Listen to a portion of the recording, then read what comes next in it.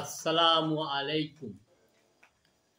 আমার ইউটিউবে ইসলামী গণতন্ত্র প্রকৌশলী মোহাম্মদ কামরুজ্জামান এই চ্যানেলের ইসলামী গণতন্ত্র এবং ইসলামী গণতন্ত্র, বুর্জোয়া গণতন্ত্র ও কমিউনিস্ট গণতন্ত্রের উপর গণভোট করার বিষয়ের ভিডিওগুলো যারা দেখেছেন, লাইক দিয়েছেন, শেয়ার করেছেন, সাবস্ক্রাইব করেছেন এবং মূল্যবান কমেন্টস প্রদান করেছেন, তাদেরকে ধন্যবাদ জানিয়ে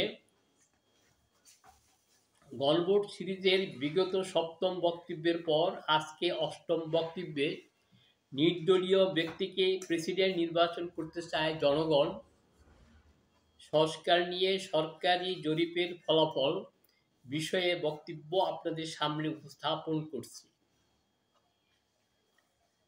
সরকারের গঠিত নির্বাচন ব্যবস্থা সংস্কার কমিশন গত মাসে অর্থাৎ ডিসেম্বর মাসে সরকারি প্রতিষ্ঠান বাংলাদেশ পরিসংখ্যান ব্যুরোর মাধ্যমে একটি জরিপ চালান। জরিপের খসড়া প্রতিবেদন কমিশনের ওয়েবসাইটে ইতিমধ্যে প্রকাশ করা হয়েছে।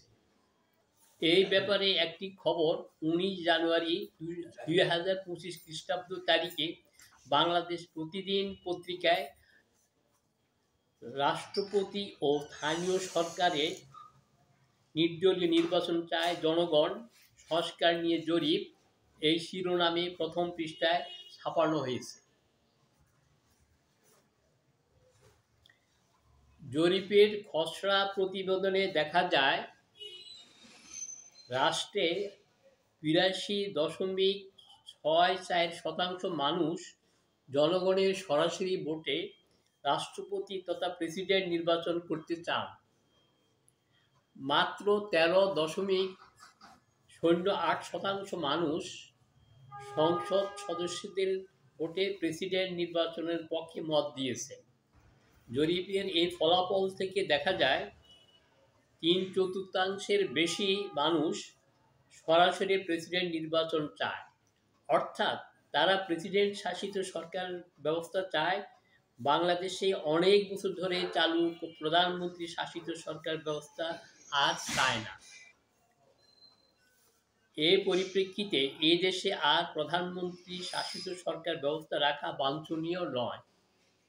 জরিপের খসড়া প্রতিবেদনে আরও বলা হয়েছে, নির্দলীয় ব্যক্তিকে রাষ্ট্রপতি তথা প্রেসিডেন্ট হিসেবে চান রাষ্ট্রের 68.28% মানুষ।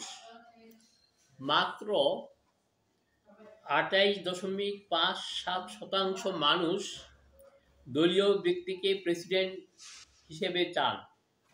জরিপের এই ফলাফল থেকে দেখা যায় 2/3 বেশি লোক ভোটে নির্দলীয় ব্যক্তিকে প্রেসিডেন্ট করার ব্যবস্থা চায়, দলীয় ব্যক্তিকে অর্থাৎ রাজনৈতিক দলগুলোর মনোনীত ব্যক্তিদের থেকে প্রেসিডেন্ট নির্বাচন করার ব্যবস্থা চায় না। তাই নির্দলীয় প্রেসিডেন্ট শাসিত সরকার ব্যবস্থা চালু করা বাঞ্ছনীয়। বহুদলীয় রাজনৈতিক দল ব্যবস্থা, যাকে বুর্জোয়া গণতন্ত্র ব্যবস্থা বলা হয়, তা বাংলাদেশ হওয়ার শুরু থেকে গত 53 বছরের মধ্যে মাঝে মাঝে স্বল্প মেয়াদের বাকশাল সরকার, সামরিক সরকার ও তত্ত্বাবধায়ক সরকারের সময় বাদে চলে আসছে। কিন্তু প্রায় অর্ধশত বছর বুর্জোয়া গণতন্ত্র ব্যবস্থা এদেশে চলার পরও ব্যর্থ হওয়ায় এবং এদেশের জন্য উপযোগী না হয় এদেশের জনগণ নির্দলীয় ব্যক্তিকে সরাসরি ভোটে প্রেসিডেন্ট নির্বাচিত করতে চাচ্ছে। অর্থাৎ জনগণ নির্দলীয় প্রেসিডেন্ট শাসিত সরকার চাচ্ছে, কোনো রাজনৈতিক দলের সরকার আর চাচ্ছে না।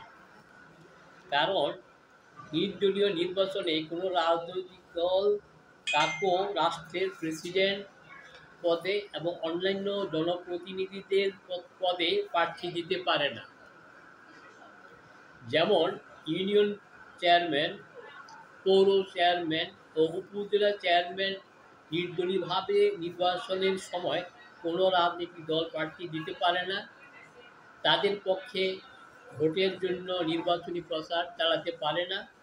অর্থাৎ নির্দলীয় প্রেসিডেন্ট শাসিত সরকার ব্যবস্থায় কোনো রাজনৈতিক দলের প্রয়োজনীয়তা নেই। আবার অন্যদিকে জনগণ প্রধানমন্ত্রী শাসিত সরকার চায় না, যা রাজনৈতিক দল ব্যবস্থায় নির্বাচিত সংসদ সদস্যদের দ্বারা হয়। এমত অবস্থায় এদেশে রাজনৈতিক দল ব্যবস্থা বজায় রাখার কোনো যুক্তিকতা পাওয়া যায় না। এই দেশে অনেকেই ইসলামিক গণতন্ত্রের ব্যাপারে আগ্রহী। ইসলামিক গণতন্ত্রে কোনো রাজনৈতিক দল নেই এবং কেউ স্বেচ্ছায় প্রার্থী হতে পারে না। রাজনৈতিক দল ছাড়াই ও স্বেচ্ছায় প্রার্থী হওয়া ছাড়াই জনগণের সরাসরি সমর্থনে রাষ্ট্রের খলিফা তথা প্রেসিডেন্ট নির্বাচিত হওয়াটাই হচ্ছে ইসলামিক গণতন্ত্রের নির্বাচনী ব্যবস্থা। এই ব্যাপারে বিস্তারিতভাবে জানতে চাইলে ইউটিউবে আমার ইসলামিক গণতন্ত্র প্রকৌশলী মোহাম্মদ কামরুজ্জামান এই চ্যানেলের বিশেষ করে হযরত আবু বকর রাদিয়াল্লাহু তাআলা আনহু ও হযরত উসমান রাদিয়াল্লাহু তাআলা আনহু কীভাবে খলিফা তথা প্রেসিডেন্ট নির্বাচিত হয়েছেন তার উপর যথাক্রমে ভিডিও পর্ব 4 এর খণ্ড 6 ও খণ্ড 14 এর বক্তব্য শুনতে পারেন। এমত অবস্থায় ইসলামিক গণতন্ত্র সমর্থকবৃন্দ ইসলামিক গণতন্ত্র এবং এর মাধ্যমে ইসলামী রাষ্ট্র করতে চাইলে ইসলামিক গণতন্ত্র, বুর্জোয়া গণতন্ত্র ও কমিউনিস্ট গণতন্ত্রের উপর গণভোট চাওয়াটাই সমীচীন। সরকার যেন এই গণভোট দেয় তার জন্য প্রধান উপদেষ্টার কাছে সম্মিলিতভাবে আবেদন করাটাই সঙ্গত। এই ব্যাপারে আমার ভিডিও 7ম বক্তব্য শুনতে পারেন।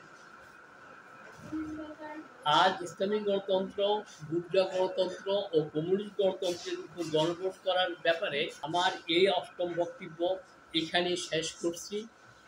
পরবর্তীতে এই গণভোট করার ব্যাপারে আমার 9ম বক্তব্য বের হলে তা শোনার জন্য আপনাদেরকে একান্ত অনুরোধ করছি। আল্লাহ হাফেজ।